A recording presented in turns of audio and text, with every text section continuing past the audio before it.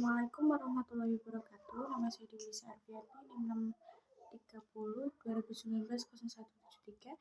Di sini saya akan mempresentasikan proposal saya yang berjudul pengaruh jumlah penduduk, tingkat pengangguran, dan distribusi zakat terhadap kemiskinan di Jawa Tengah periode tahun 2017 sampai 2021. Kemiskinan menjadi topik yang diperbincangkan dan diperdebatkan di berbagai forum nasional maupun internasional. Padahal kemiskinan sendiri telah muncul ratusan tahun yang lalu. Fakta menunjukkan bahwa pembangunan yang telah dilakukan belum mampu mengurangi jumlah penduduk miskin yang semakin meningkat di dunia, khususnya negara berkembang. Istilah kemiskinan muncul ketika seseorang atau sekelompok orang tidak mampu memenuhi tingkat kesejahteraan ekonomi yang dianggap sebagai kebutuhan minimum dari standar hidup tertentu. Berdasarkan data dari BPS, tercatat jumlah penduduk miskin di Indonesia mengalami penurunan dari 1,4 juta jiwa menjadi 26,5 juta jiwa pada Maret 2021. Jika dibanding September 2020, jumlah penduduk miskin juga berkurang 1,5 juta jiwa. Adapun presentasi penduduk miskin di Indonesia dari tahun 2017 hingga 2021, presentasi jumlah penduduk miskin tertinggi berada pada tahun 2017, tepatnya pada bulan September, sedangkan presentasi terendah berada pada tahun 2019 pada bulan September. Menurut Irhami, tahun 2017 salah satu akar permasalahan kemiskinan yaitu jumlah penduduk yang tinggi. Angkatan kerja yang besar akan terbentuk dari jumlah penduduk yang tinggi. Pertambahan jumlah penduduk karena kelahiran dan migrasi menyebabkan tenaga kerja menjadi tidak sepadan dengan jumlah lapangan kerja yang ada, sehingga terciptalah pengangguran yang menyebabkan meningkatnya angka kemiskinan. Tidak meratanya jumlah penduduk miskin di Jawa Tengah mencerminkan kurangnya pemerataan pendapatan masyarakat, padahal pertumbuhan ekonomi Jawa Tengah cukup tinggi. Begitu juga dengan tingkat produktivitas tenaga kerja, sektor pertanian memiliki tingkat produktivitas tenaga kerja yang paling rendah dibandingkan dengan sektor lainnya. Masalah yang timbul karena tingginya jumlah penduduk adalah adanya kesempatan kerja yang tidak dapat mengakomodir kebutuhan tenaga kerja. Dengan demikian, terciptalah pengangguran yang mengarah pada pembentukan kemiskinan. Tingkat kemiskinan yang tinggi diharapkan mampu menjadi evaluasi bagi bangsa ini untuk membenahi instrumen yang ada dan lebih tepat untuk mengatasinya. Dalam Islam, zakat adalah instrumen yang dapat dipakai dalam pendistribusian pendapatan dan kekayaan untuk mencegah kemiskinan. Apabila zakat disalurkan dan didistribusikan dengan baik, maka ketimpangan antara kekayaan dan kemiskinan penduduk dapat terminimalisir. Karena pada dasarnya, harta dari setiap orang terdapat beberapa bagian yang wajib harus dikeluarkan. Berdasarkan latar belakang yang saya sampaikan tadi, maka dapat dirumuskan masalah sebagai berikut. Yang pertama adalah, apakah terdapat pengaruh jumlah penduduk secara parsial terhadap kemiskinan di Provinsi Jawa Tengah? Apakah terdapat pengaruh tingkat pengangguran secara parsial terhadap kemiskinan di Provinsi Jawa Tengah? Yang ketiga, apakah terdapat pengaruh pendistribusian zakat secara parsial terhadap kemiskinan di Provinsi Jawa Tengah? Dan yang keempat, apakah terdapat pengaruh jumlah penduduk, tingkat pengangguran, dan pendistribusian zakat secara simultan terhadap kemiskinan di Provinsi Jawa Tengah?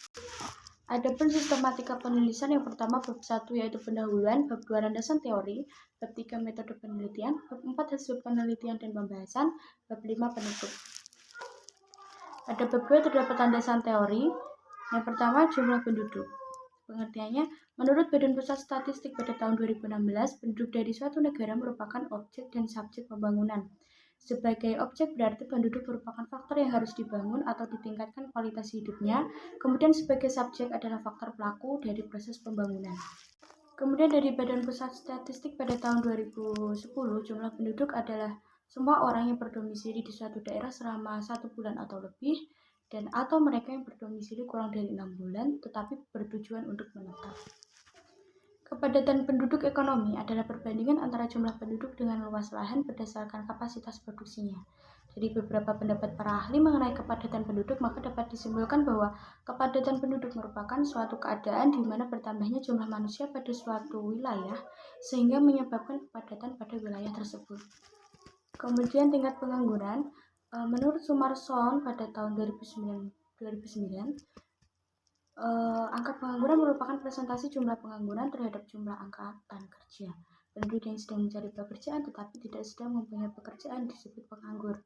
Dari BPS tahun 2010, pengangguran adalah penduduk yang tidak mempunyai pekerjaan namun sedang berusaha untuk mencari pekerjaan atau sedang mempersiapkan suatu usaha, atau penduduk yang tidak mencari suatu pekerjaan karena merasa tidak mungkin mendapatkan pekerjaan, atau yang sudah mempunyai pekerjaan namun belum memulai pekerjaan. Kemudian zakat. Menurut bahasa, kata zakat berasal dari bahasa Arab yaitu zaka, yazku, yakaan, yakantan, memiliki arti an-numu wa az-ziyadah yang artinya berkembang, bertambah, berkah, tubuh, bersih, dan baik, dari Az-Zuhaili tahun 2005. Dalam Jamu al-Wasit telah dijelaskan bahwa secara bahasa adalah berkah, suci, baik, tubuh, dan bersihnya sesuatu. Arifin 2011. Sedangkan dalam pengertian berkah, zakat adalah sisa harta yang sudah dikeluarkan zakatnya secara kualitatif dan mendapat berkah serta akan berkembang meskipun secara kuantitatif jumlahnya akan menyusut. Kemudian peranan zakat dalam mengentaskan kemiskinan. Zakat sangat tepat peranannya dalam memperbaiki pola konsumsi, produksi, dan distribusi dalam rangka mensejahterakan umat. Sebab salah satu kejahatan terbesar dari kapitalisme adalah penguasaan dan kepemilikan sumber daya produksi oleh segelintir manusia yang diuntungkan secara ekonomi.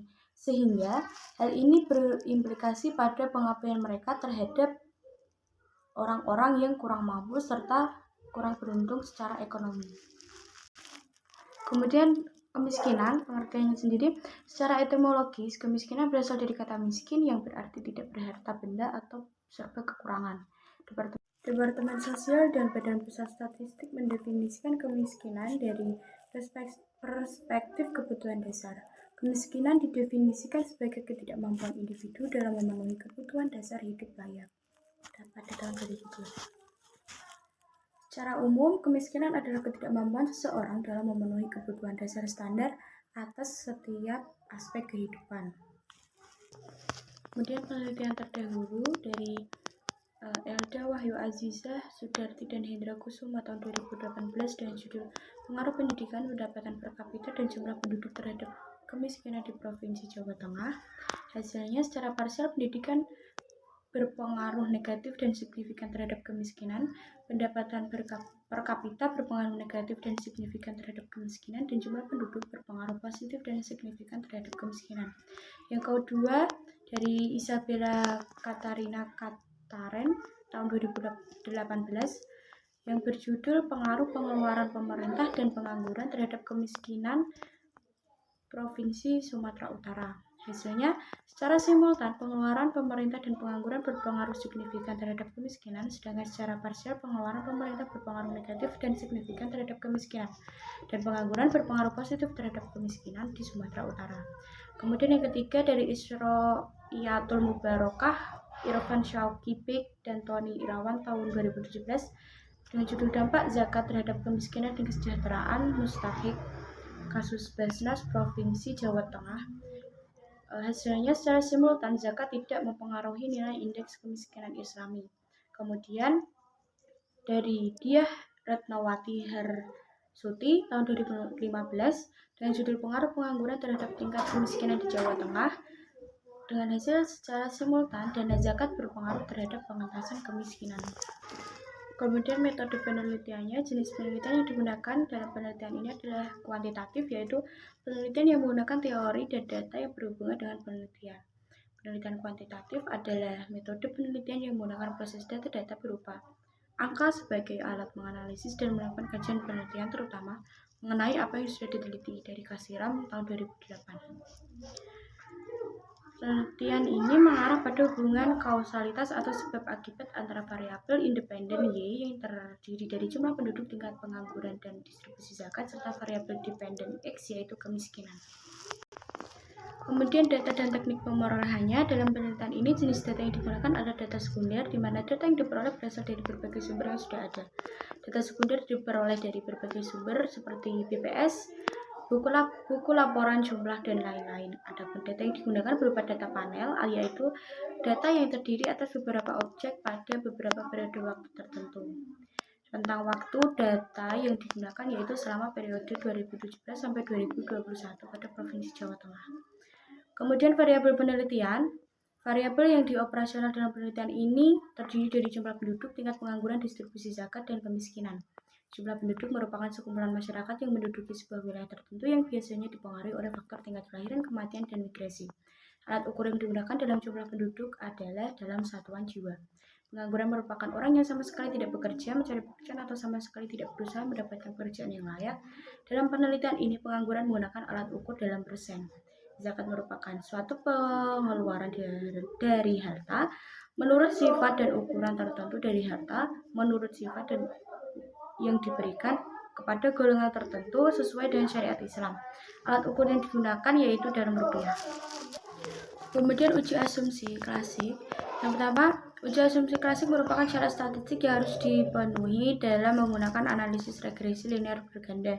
Karena dalam penelitian ini menggunakan data time series, maka uji asumsi klasik akan dilakukan antara lain yaitu uji normalitas, merupakan sebuah uji yang digunakan untuk melihat nilai residual memiliki distribusi normal atau tidak. Kemudian uji multikolinearitas, yaitu suatu kondisi di mana terjadi kolerasi yang kuat di antara variabel-variabel bebas X yang diikutsertakan dalam pembentukan model regresi linear. Kemudian uji autokolerasi, yaitu bertujuan untuk mengetahui apakah dalam model regresi linear terdapat kolerasi antara residual pada periode T dengan residual pada periode T1 atau periode sebelumnya. Kemudian uji heteroskedastisitas, yaitu dilakukan untuk menguji apakah dalam model regresi terdapat ketidaksamaan varian dari residual suatu variabel dan ke variabel lainnya.